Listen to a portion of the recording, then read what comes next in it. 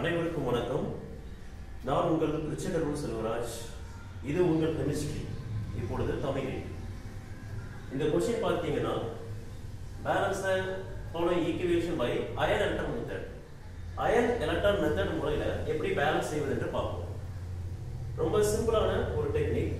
First என்ன பண்ணணும் அப்படின்னா, இந்த ரியாக்டன்ட்ல வேரியபிள் ஆக்சிடேஷன் ஸ்டேட் உள்ள எலமெண்ட் எது பார்க்கணும்.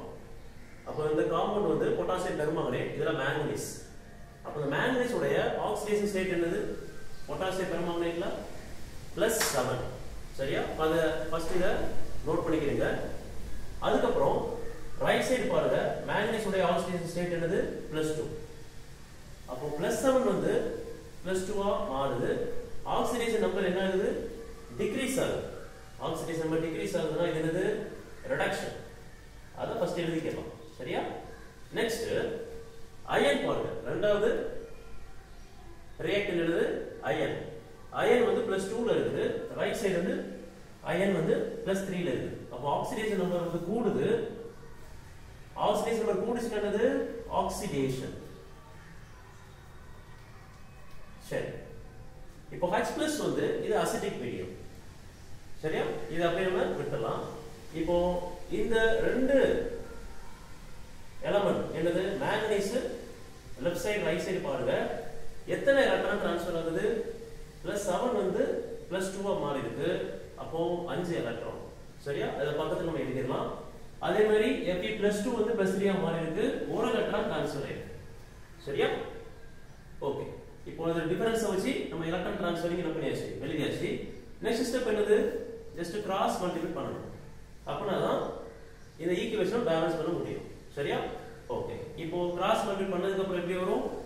M1O4 minus plus 5 Fe+2 plus H plus gives M1+2 plus Fe+3 plus H2. இப்போ கிராஸ் மல்டிப்ளை பண்ணதுக்கு அப்புறம் லெஃப்ட் சைடு அயன் எத்தனை எழுதுனீங்க? 5. அத ரைட் சைடு என்ன பண்ணிக்கிறீங்க? எழுதிக்கிறீங்க. சரியா? இப்போ பாருங்க, ஆக்சிஜன் லெஃப்ட் சைடு எத்தனை இருக்குது? 4 இருக்கு. ரைட் சைடு 1 இருக்கு. அப்போ 4 வந்து நம்ம ரைட் சைடு எழுதிக்கலாம். 4 எழுதினதுக்கு அப்புறம் ஹைட்ரஜன் எத்தனை ஆயிருச்சு? 4 × 2 8 ஆயிருச்சு. அப்புறம் 8H+ இங்க போட்டுடலாம். சரி, இப்போ இந்த ஈக்குவேஷன் வந்து பேலன்ஸ் ஆயிருச்சு. அவ்வளவுதான், ப்ராப்பரா சால்வ் பண்ணியாச்சு. இப்போ இது கரெக்ட்டா அப்படி சொல்லி எப்படி செக் பண்ணலாம் அப்படி பாத்தீங்கன்னா, மேல கொடுத்திருக்கிற क्वेश्चनல கொடுத்திருக்கிற எலக்ட்ரான்ஸ் இருக்குல, அது மட்டும் கவுண்ட் பண்ணி பாருங்க. அப்போ இது ஓவரால் சார்ஜ் -1 இருக்கு. சரியா? அடுத்து பாருங்க, 5 × 2 எவ்வளவு? 10 எலக்ட்ரான் இருக்கு. அப்புறம் 8 × +1 8 எலக்ட்ரான் இருக்கு. சரியா? இப்போ ரைட் சைடு பாருங்க, 2 எலக்ட்ரான் இருக்கு. அடுத்து 5 × 3 எவ்வளவு? 15 எலக்ட்ரான் இருக்கு. சரி, இப்போ left side right side electron ஈக்குவலான்னு பார்க்கலாம்.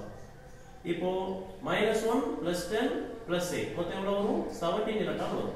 ரைட் சைடு பாருங்க, 17 எலக்ட்ரான். அவ்வளவுதான், ப்ராப்ளம் சால்வ் ஆயிருச்சு. Thank you.